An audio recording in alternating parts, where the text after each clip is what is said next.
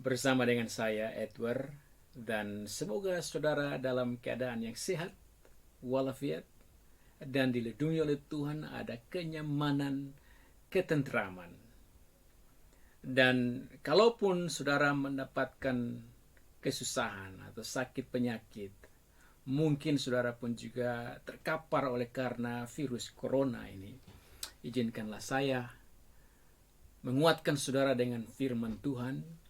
Dan sekaligus kalau seandainya ada yang meninggal karena virus corona, entah itu saudaramu, sahabatmu, izinkanlah saya juga mengucapkan turut berduka cita. Bagaimanapun juga, Anda yang adalah orang Kristen harus percaya bahwa tidak ada satupun peristiwa yang terjadi di dunia ini, termasuk dengan adanya virus corona ini, itu terjadi dengan kebetulan. Tidak sama sekali. Kita harus percaya bahwa Bapa yang di sorga, Allah Tritunggal, adalah Allah yang menguasai akan dunia ini. Dia yang menciptakan akan dunia ini, memelihara akan kita. Dan karena itu, ketika kita melihat akan datangnya virus corona yang telah mendunia ini, kita tidak boleh kaget. Tetapi pada sore hari ini, saya ingin untuk menjawab beberapa pertanyaan yang mana pertanyaan ini muncul oleh karena virus corona ini. Ada begitu banyak orang bertanya tentang siapa yang salah, mengapa ini terjadi, bagaimana kita sebagai orang Kristen menanggapi, menyikapi akan virus corona ini. Bagaimana kita sebagai pemimpin gereja, sebagai tokoh-tokoh agama, melihat akan peristiwa ini. Ada begitu banyak orang yang meninggal karena itu. Dan pada saat ini saya akan memberikan kepada kita beberapa topik, tetapi malam ini atau sore ini saya ingin untuk kita melihat secara khusus tentang apa yang Tuhan ingin katakan kepada kita. Apa yang Tuhan ingin katakan kepada kita lewat virus corona ini. Apa yang kita belajar dari virus corona ini. Karena ketika kita belajar dari virus corona, apa yang Tuhan ingin katakan, maka kita akan lebih bersemangat di dalam hidup. Dan saya berpikir saudara-saudara, mari kita melihat dari sisi positif. Dan kita bisa mendapatkan sisi positif kalau kita belajar, kalau kita melihat akan peristiwa virus corona ini dari kacamata Tuhan, yaitu Alkitab.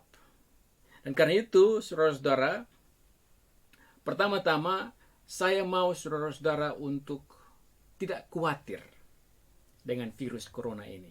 Tapi bukan berarti bahwa kita sembrono dan tidak memperhatikan akan anjuran-anjuran pemerintah. Saya mengatakan tidak khawatir dalam pengertian bahwa kita tidak boleh panik. Karena itu yang Tuhan Yesus katakan, janganlah kamu khawatir.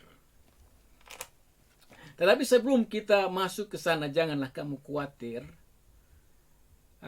saya ingin saudara-saudara melihat kepada suatu pertanyaan yang muncul dari teman-teman saya, yang muncul dari pendengar radio Sahabat, di mana saya sering berbicara. Pertanyaannya sangat simpel, tetapi juga pertanyaan yang betul-betul membuat kita berpikir. Apakah kita dengan mengikuti akan anjuran pemerintah untuk tidak bergereja di gedung gereja, itu berarti bahwa kita berdosa atau bersalah?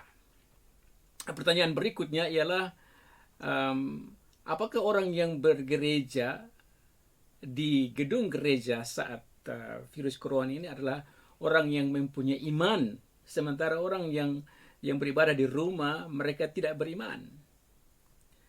Dua pertanyaan itu saya akan jawab sekarang, tetapi nanti sebentar kita akan menyimpulkan apa yang harus kita perbuat sebagai seorang Kristen dan sebagai pemimpin agama dalam menyikapi akan datangnya virus corona ini. Pertama-tama, saudara-saudara, kita melihat dulu tentang anjuran pemerintah agar kita bekerja dari rumah, belajar dari rumah, dan beribadah dari rumah. Dan yang ketiga itu, poin ketiga, beribadah dari rumah ini yang menjadi perdebatan hangat di dalam orang Kristen. Perdebatan hangat itu karena ada banyak orang Kristen yang berpikir bahwa beribadah di rumah itu melanggar firman Tuhan. Saya mau saudara-saudara melihat pertama, yaitu bahwa pemerintah tidak pernah melarang kita untuk beribadah. Tetapi pemerintah menganjurkan kepada kita supaya kita beribadah dan ibadah kita itu dijalankan di rumah. Dan anjuran itu adalah anjuran yang sangat masuk akal. Dan juga itu anjuran yang alkitabiah. Mengapa saya katakan itu?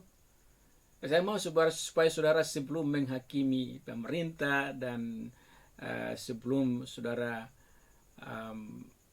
membuat keputusan-keputusan yang melanggar akan keputusan pemerintah, saudara melihat dulu maksud daripada pemerintah.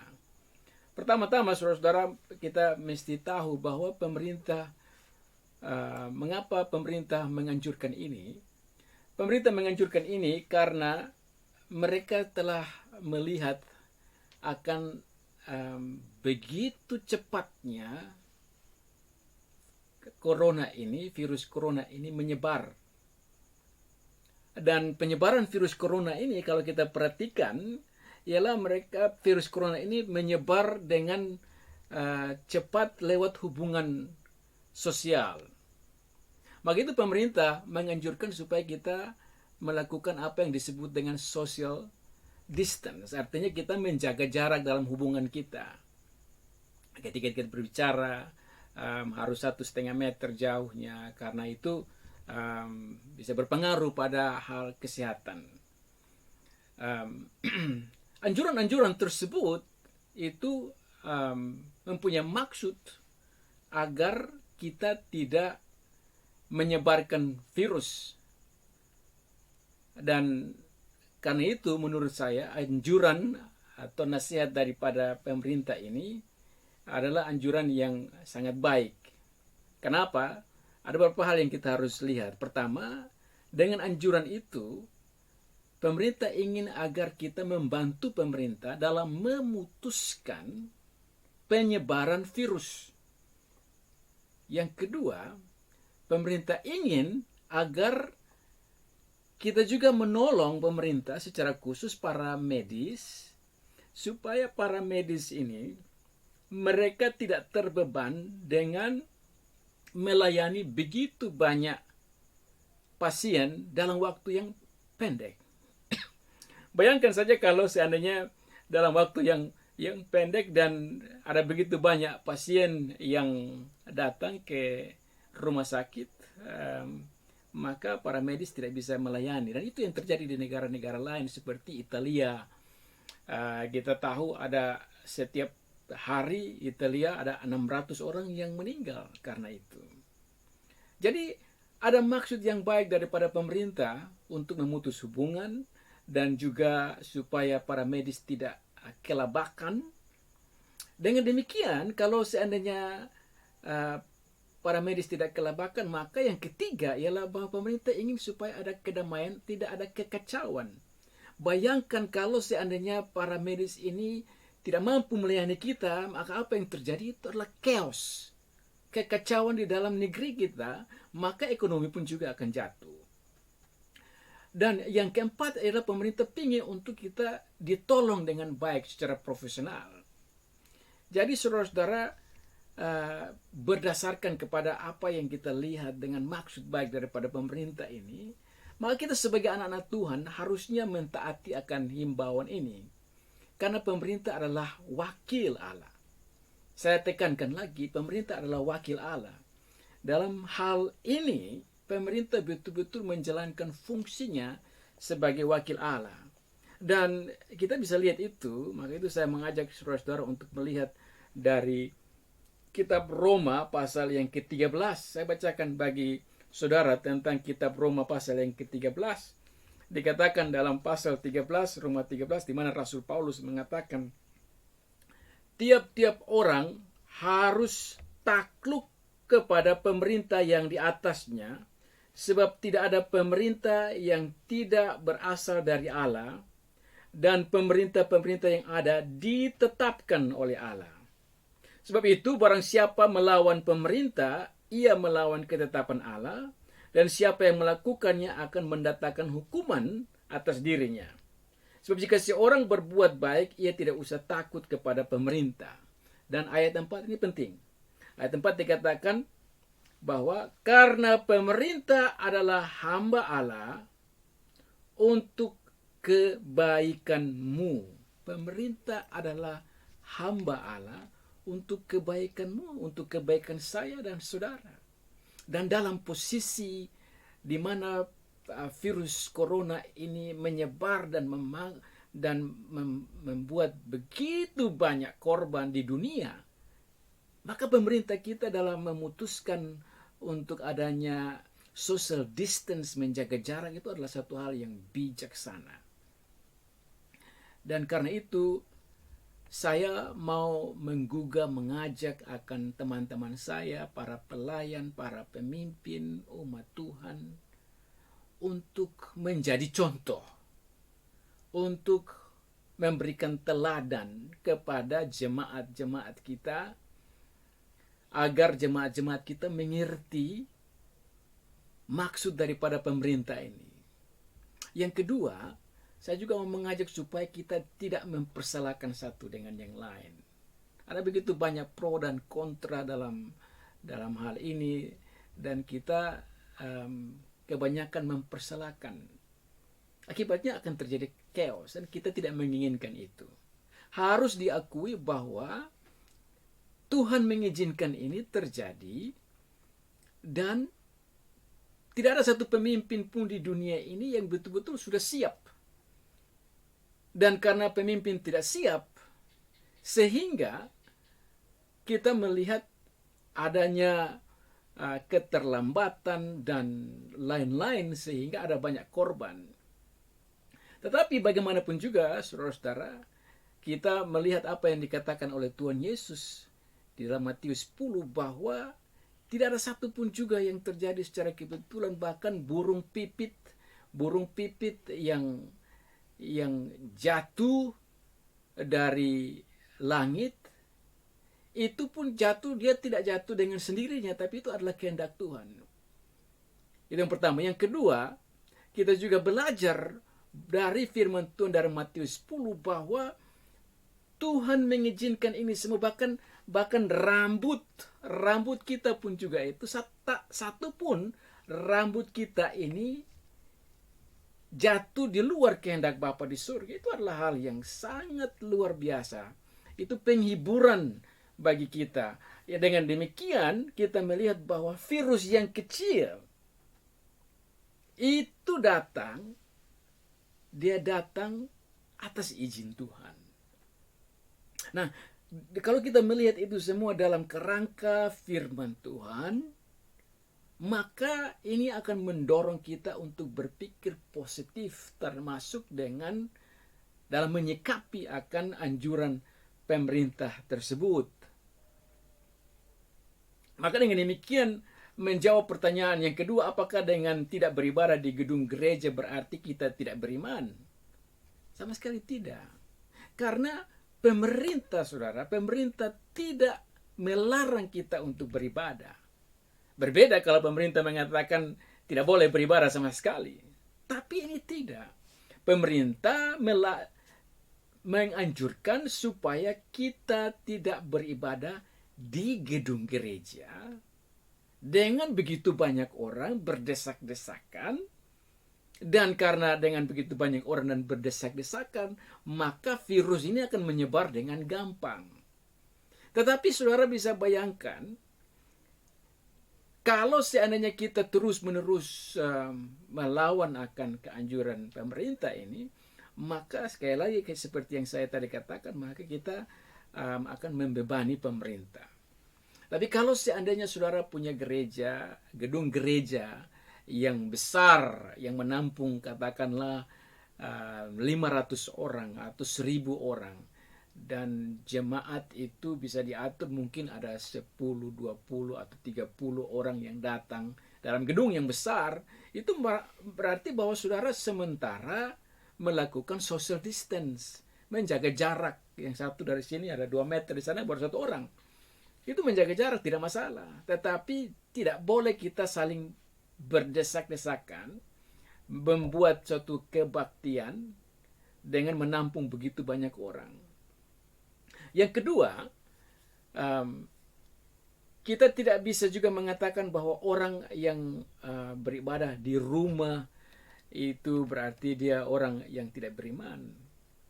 Saudara mesti ingat apa yang dikatakan oleh Tuhan Yesus di dalam Matius 18. Saya mau bagikan bagi saudara-saudara. Matius 18 ayat yang ke-20 dikatakan, dalam ayat 20, Matius 18 ayat 20 dikatakan, sebab di mana ada 2 atau 3 orang berkumpul dalam namaku, di situ aku ada di tengah-tengah mereka. Jadi kalau kita beribadah di rumah pada saat seperti ini, itu menunjukkan bahwa kita betul-betul beriman kepada Tuhan. Mengapa? 1, lihat kepada kondisi. Kita lagi dalam peperangan, saudara. Ini kondisi di mana kita lagi berperang. Tetapi berperangnya kita itu bukan dengan musuh yang senjatanya besar seperti bom dan lain-lain. Kita berperangnya ini dengan musuh kecil yang tidak bisa dilihat dengan mata, tetapi musuh ini hebat sekali, yaitu dia dapat merusak banyak orang, membuat orang sakit dan mati. Nah, dengan berperang melawan musuh ini kita mesti bijak. Musuh yang tak kelihatan ini kita mesti bijak. Ini virus yang membahayakan begitu banyak orang. Dan virus ini belum pernah terjadi sebelumnya. Cukup berat. Maka itu dalam posisi berperang seperti ini, saya heran kalau seandainya ada pemimpin agama atau pemimpin gereja yang dengan berani mengatakan bahwa mari kita kumpul di gereja saja, mau mati ya mati, karena kita beriman. Sesungguhnya itu adalah suatu himbauan yang tidak bijaksana. Kalau dalam posisi berperang, marilah kita menganjurkan kepada jemaat kita untuk beribadah terus pada hari Minggu, tapi di rumah. Dan itu yang dimaksudkan oleh Tuhan Yesus. Berkumpul 2 atau 3 orang, dan perkumpulan 2 atau 3 orang itu tidak mengecilkan value atau mutu daripada ibadah kita kepada Tuhan. Bagian yang ketiga, saudara, saya mau saudara juga mengingat, melihat apa maksud Tuhan dengan Dia mengizinkan sehingga virus ini hadir, ada di tempat dalam kehidupan kita di dunia ini. Ada maksud yang indah.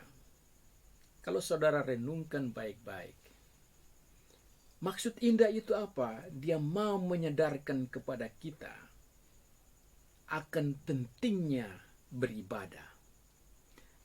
Kalau saudara-saudara betul-betul rindu untuk beribadah kepada Tuhan di gedung gereja, kerinduan itu harus datang dari hatimu.